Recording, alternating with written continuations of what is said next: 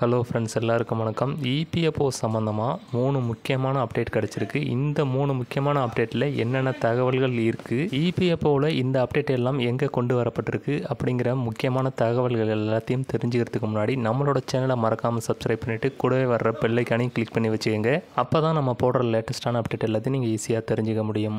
EPFO ஊழியர்களுக்கு ஒரு 3 முக்கியமான அப்டேட்டை கொண்டு வந்திருக்கிறாங்க. இந்த அப்டேட் எங்கே வந்திருக்குன்னா, ஃபஸ்ட்டு அப்டேட்டுங்கிறது யூஏஎன் சம்மந்தமாக, அதாவது யூனிவர்சல் அக்கௌண்ட் நம்பர் சம்மந்தமாக வந்திருக்கு. ரெண்டாவது அப்டேட் அப்படிங்கிறது பாஸ்புக் சம்மந்தமாக ஒரு அப்டேட் வந்திருக்கு. மூணாவது அப்டேட் அப்படிங்கிறது நிறுவனம் அல்லது முதலாளியோட வேலைகளை எளிமைப்படுத்துறதுக்கு, அதாவது எம்ப்ளாயோட பிஎஃப் அக்கௌண்ட் சம்மந்தமான தகவல்களை எளிமையாக அனுப்புறதுக்கு இந்த அப்டேட் ஆனது கொண்டு வரப்பட்டிருக்கு.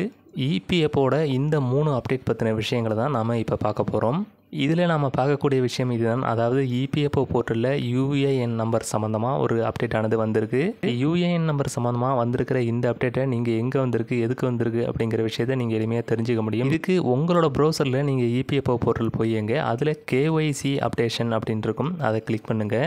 நீங்கள் கேஒய்சி அப்டேஷனை கிளிக் பண்ணதும் கீழே உங்களுக்கு இம்பார்ட்டன்ட் அப்படிங்கிற ஒரு ஆப்ஷன் கொடுத்துருப்பாங்க. அதில் உங்களுக்கு ஆக்டிவேட் யூஏஎன் அப்படிங்கிற ஒரு ஆப்ஷன் இருக்கும். இதில் தான் முக்கியமான அப்டேட்டை கொண்டு வந்திருக்கிறாங்க. இபிஎஃப்ஓ இதில் என்ன அப்டேட்டை கொண்டு வந்திருக்கிறாங்க, எதுக்கு கொண்டு வந்திருக்கிறாங்க அப்படிங்கிற விஷயத்துக்கு தெரிஞ்சுக்கிறதுக்கு ஆக்டிவேட் யூஏஎன் அப்படிங்கிறத கிளிக் பண்ணுங்கள். அதை கிளிக் பண்ணதும் உங்களுக்கு இம்பார்ட்டன்ட் அப்டேட்ஸ் அப்படின்னு சொல்லிட்டு யூஏஎன் நம்பர் சம்மந்தமாக ஒரு முக்கியமான அப்டேட்டை கொடுத்து சொல்லியிருப்பாங்க.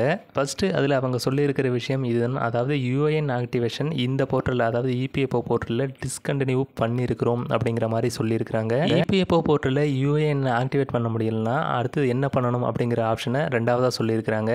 நீங்கள் உங்களோட யூஏஎன் நம்பரை ஆக்டிவேட் பண்ணுறதுக்கு ஆதார் பேஸ்டு ஃபேஸ் ஆதென்டிகேஷன் அப்படிங்கிறத பயன்படுத்துங்க. இது எங்கே இருக்குது அப்படிங்கிற விஷயத்தையும் சொல்லியிருக்கிறாங்க.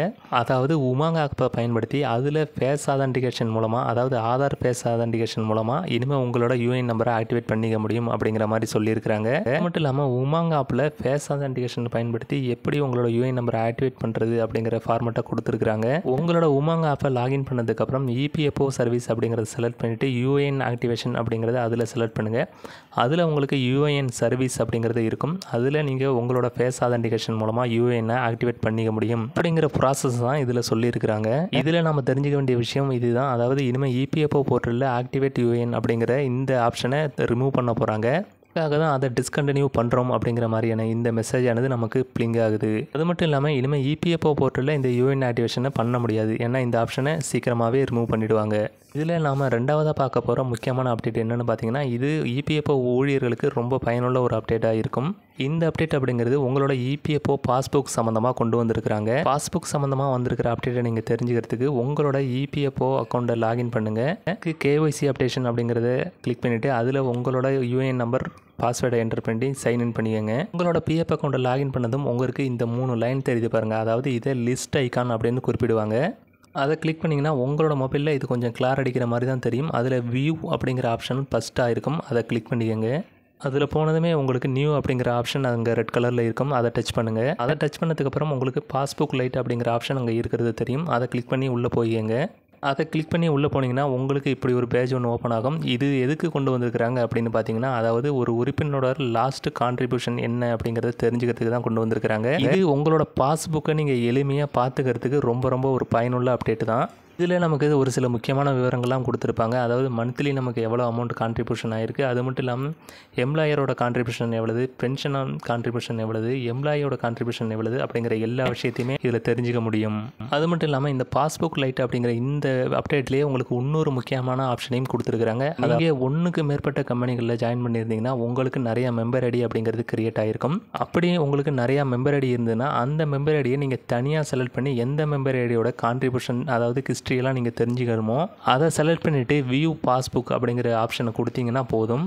அந்த மெம்பர் ஐடிக்கு என்னென்ன டேட்டில் எப்பப்போ எவ்வளோ கான்ட்ரிபியூஷன் பண்ணப்பட்டிருக்கு, எவ்வளோ பென்ஷன் அமௌண்ட் இருக்குது, அது மட்டும் இல்லாமல் நீங்கள் எப்போ எல்லாம் வித்ட்ரா பண்ணியிருக்கிறீங்க எல்லா ஹிஸ்ட்ரியுமே எளிமையாக தெரிஞ்சுக்க முடியும். நீங்கள் தனிப்பட்ட ஒரு மெம்பர் ஐடியோட ஹிஸ்ட்ரியை தெரிஞ்சுக்கணும்னா மெம்பர் ஐடியை செலக்ட் பண்ணிவிட்டு வியூ பாஸ்புக் அப்படின்னு கொடுத்தீங்கன்னா உங்களுக்கு பேஜ் இப்படி தான் ஓப்பன் ஆகிருக்கும். இதில் உங்களுக்கு டெபாசிட் வித்ட்ரா அப்படிங்கிற 2 ஆப்ஷன் மேலே காட்டுது பாருங்கள். அதாவது எம்ப்ளாயி ஷேர் எவ்வளவு டெபாசிட் பண்ணப்பட்டிருக்கு, அதே போல் எம்ப்ளாயர் ஷேர் எவ்வளவு டெபாசிட் பண்ணப்பட்டிருக்கு, அதுக்கு அடுத்த ஆப்ஷனாக எம்ப்ளாயரோட ஷேர் எவ்வளவு வித்ட்ரா செய்யப்பட்டிருக்கு அப்படிங்கிற எல்லா விஷயத்தையுமே அதில் தெரிஞ்சுக்க முடியும். கடைசியாக உங்களுக்கு எவ்வளோ அமௌண்ட் பென்ஷன் கான்ட்ரிபியூஷன் பண்ணப்பட்டிருக்கு அப்படிங்கிற விஷயத்தையும் அதில் காட்டும். சிம்பிளாக சொல்லணும்னா, அதாவது ஒரு இபிஎஃப்ஓ ஊழியரோட அவரோட பாஸ்புக் சம்மந்தமான அனைத்து ஹிஸ்ட்ரியும், அதாவது அனைத்து தகவல்களையும் எளிமையாகவே இதில் தெரிஞ்சுக்க முடியும். இதில் எந்த ஒரு குழப்பமும் ஏற்படாத அளவுக்கு இது சிம்பிளாக கொண்டு வந்திருக்கிறாங்க. இபிஎஃப்ஓ ஊழியர்களுக்கு இந்த பாஸ்புக் லைட்டிங் அப்படிங்கிற ஆப்ஷன் ரொம்ப ஒரு யூஸ்ஃபுல்லான அப்டேட்டுனே சொல்லலாம். இதை பற்றின உங்களோட கருத்துக்கள் என்ன அப்படிங்கிறத கமெண்டில் சொல்லுங்கள். இபிஎஃப்ஓவை பொறுத்த வரைக்கும் நாம் பார்க்கக்கூடிய 3வது முக்கியமான அப்டேட் என்ன அப்படின்னு பார்த்தீங்கன்னா, இந்த அப்டேட் அப்படிங்கிறது நிறுவனத்துக்கும் முதலாளிக்கும் ரொம்ப யூஸ்ஃபுல்லான அப்டேட் அப்படின்னே சொல்லலாம். இந்த அப்டேட் எதில் கொண்டு வந்திருக்கிறாங்க அப்படின்னா, அதாவது ஈசிஆர் அப்படின்னு சொல்லுவாங்க. ஈசிஆர் அப்படின்னா என்ன அப்படின்னு நீங்கள் கேட்குறது புரியுது. ஈசிஆர்னால் வேறு ஒன்றும் இல்லை, அதாவது எலக்ட்ரானிக் செலான் கம் ரிட்டர்ன் அப்படிங்கிறது தான் ஈசிஆர் அப்படின்னு குறிப்பிடுவாங்க.